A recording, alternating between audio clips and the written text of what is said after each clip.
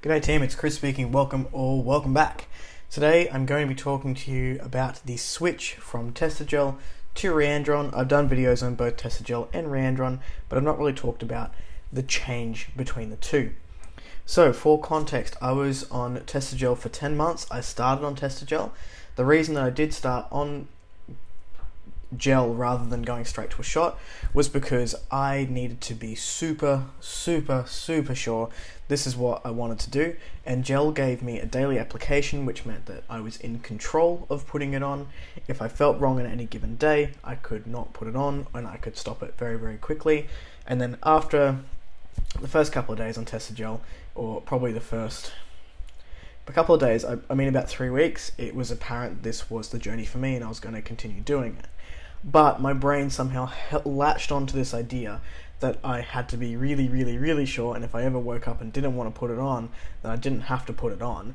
And that may have something to do with being a lot older than a lot of people during transition. I was 20, just before my 28th birthday, I think, when I started on the gel. I'm 2 years now, I'm 29, so I'm turning 30. So yeah, about just before my 28th birthday, I started putting on the gel. And I was very worried about starting it and then realizing that I just wanted to be an androgynous lesbian and I wasn't a guy. But I was.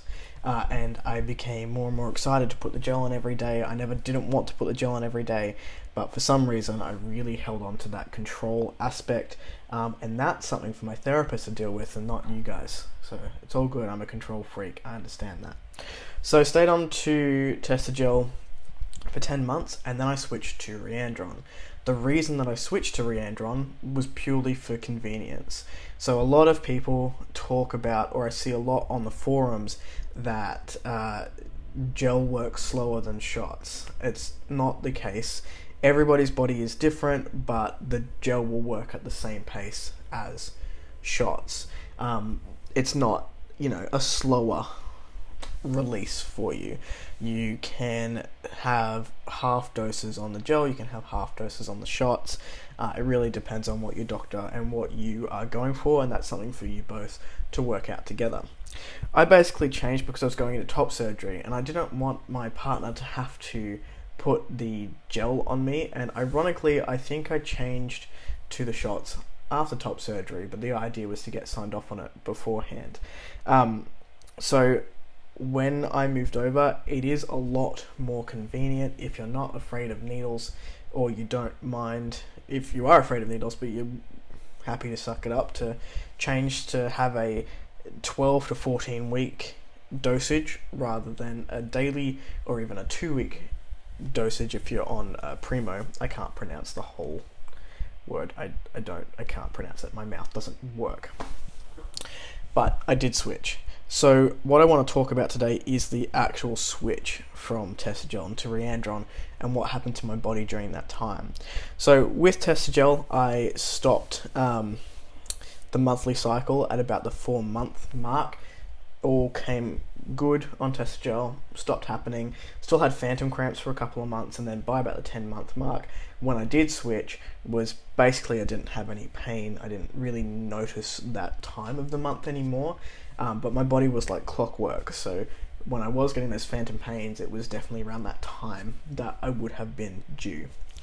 When I switched to Reandron, I did start having those cycles again, and it was basically from the switch. So when I got my first shot on Reandron, they said normally what happens is your body will chew it up and we get you a blood test in 6 weeks time. So I had my first blood test after the first shot at 6 weeks, and they basically said, yeah, your body's eating that, come in, we'll do that booster shot. That booster shot is meant to last about 10 weeks. Now, in that 6-week period from my first Reandron shot to my booster shot, I had a cycle, basically. And I told the doctor, and she wasn't super impressed that I had a cycle when I'd not had one for about 6 months previously on the gel, but it's not uncommon, it's not unheard of. I had two cycles on Reandron. So I had when I switched over, and then I had another one very light on the booster shot. That booster shot lasted me 10 weeks, and we haven't quite found the sweet spot. My body seems to be chewing up Reandron at a much slower rate than we initially thought. So when I went in 6 weeks, I was like, yep, come in, get the booster shot. Went in 10 weeks after the booster. So I had my booster, which lasted 10 weeks. I had another blood test.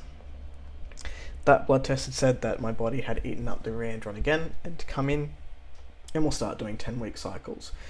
From 10 weeks, had another blood test, and they said, no, you're good, you can probably wait another 2 weeks and then come in.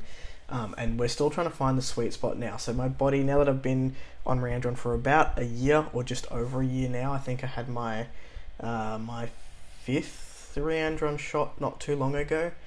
They think that I may be leaning more towards 14 weeks now that my body has sort of gotten used to it and we're getting into a routine.